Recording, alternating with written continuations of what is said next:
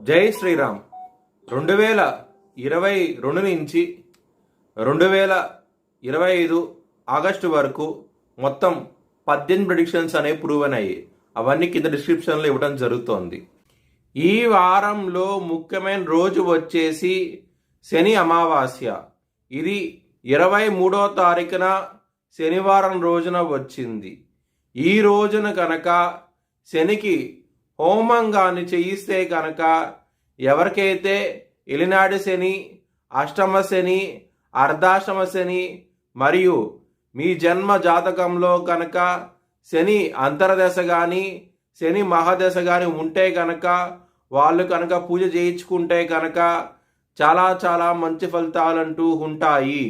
ఒకవేళ హోమం చేయించుకోవాలనుకుంటే కనుక హెచ్ఎల్ఎన్ జ్యోతిష్యాలను సంప్రదించండి. సింహరాశికి అధిపతి సూర్యుడు. సింహరాశిలో మగ 4 పాదాలు, పుబ్బ 4 పాదాలు, ఉత్తర 1వ పాదం ఉంటుంది.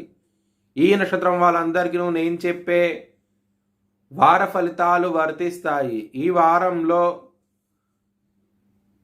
లగ్నంలోకి సూర్యుడు రాబోతున్నారు.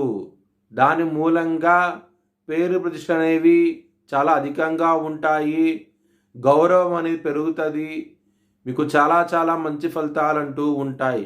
సింహరాశికి అధిపతి అయిన సూర్యుడు లగ్నంలోకి రావటం అంటే మీకు మంచి ఫలితాలంటూ ఇస్తారు. ఆయన ఖచ్చితంగా బిజినెస్ పరంగా ఇంప్రూవ్మెంట్స్ అంటూ ఉంటాయి. మ్యారేజ్ పరంగా ఇంప్రూవ్మెంట్స్ అంటూ ఉంటాయి. చాలా చాలా ఆనందంగా ఉంటారు.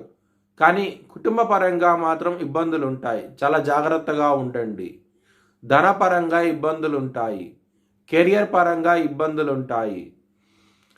దానికోసమై మీరు శని అమావాస్య రాబోతోంది 23వ తారీఖున శనికి హోమం కానీ చేయించుకుంటే కనుక చాలా మంచి ఫలితాలు అంటూ ఉంటాయి.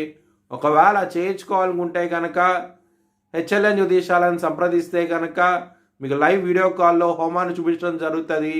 మీ ఒక్కరికి హోమం అంటూ జరుగుతుంది.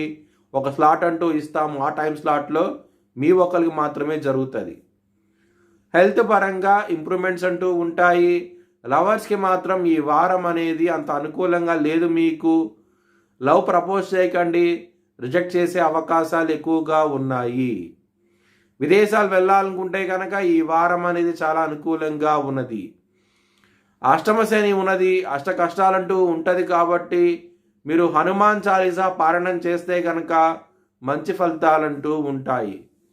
మీ భవిష్యత్ వివరాల కోసమై హెచ్ఎల్ఎన్ జ్యోతిష్యాలను సంప్రదించండి.